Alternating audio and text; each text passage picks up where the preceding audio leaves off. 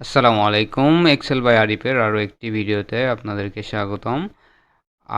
এখানে আমি এর আগে একটি টিউটোরিয়ালে দেখিয়েছিলাম যে এই জায়গাতে কোনো ডেটা থাকলে আমি পাশের কলামে রিঅ্যারেঞ্জ করব কিভাবে। তো এইখান থেকে ডেটাটা ধরে শিফট প্রেস করে টেনে এই পাশে নিয়ে গেলেই কি কাজটা হয়ে যায়।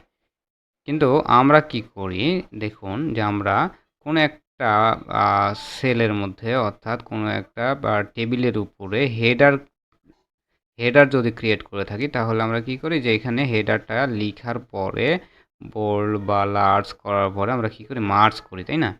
মার্জ করে দিই যাতে করে হেডারটা সুন্দর লাগে। কিন্তু এই মার্চের জন্য আমরা অনেকেই জানি না যে অনেক সময় অনেক ক্ষেত্রে আমাদের ভুলভ্রান্তি হয়ে থাকে ডেটাতে। তো এখানে দেখুন একটা ইরর শো করবে যে ধরুন এই যে ডিটাকে আমি চাচ্ছি বিয়ে নিয়ে যেতে, তাই না? বিয়ে নিয়ে যেতে। তো আমরা ইন জেনারেল এই যে এইভাবে করে টেনে আমরা এইখানে নিয়ে যাব, এই বিয়ের পাশে নিয়ে যাব। তো এখানে দিলে কি হবে দেখুন, এখানে আমার একটা ইরর এসছে। এই যে দেখুন, we can not do that to a merge cell. তার মানে কি এখানে মার্জ সেল আছে, ওই জন্য এই ফাংশনটি অর্থাৎ এই কাজটি সে সম্পন্ন করতে পারছে না বা পারবে না।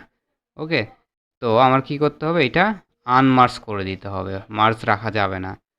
তো এখানে যদি আমি আনমার্জ করি সেক্ষেত্রে দেখুন এটা আপনার নাম্বার A1 নাম্বার সেলে থাকছে, বি সি এগুলোতে যাচ্ছে না, যার জন্য এটা খারাপ লাগছে, তাই না?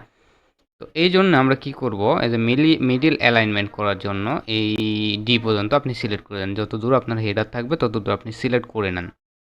করার পরে কিবোর্ডের Ctrl+1 প্রেস করে দেখুন এখানে অ্যালাইনমেন্ট আসবেন। অ্যালাইনমেন্টে এসে হরিজেন্টাল যেখানে আছে এখানে সেন্টার অ্যাক্রস সেকশন সিলেকশন, ওকে, এইটা করে আমি যদি ওকে প্রেস করি, এখানে একটা ওকে বাটন আছে, এই ওকেটা প্রেস করে দিলে আমার কিন্তু এটা সেন্ট্রালাইজ হয়ে গেছে।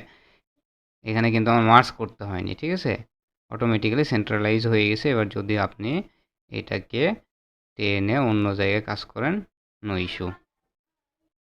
ওকে, এটা খুব সুন্দরভাবে কাজ করছে। Thank you so much. আশা করি ভিডিওটি ভালো লাগবে। ভিডিওটি ভালো লাগলে লাইক কমেন্ট শেয়ার দিয়ে পাশেই থাকবেন। আসসালামু আলাইকুম।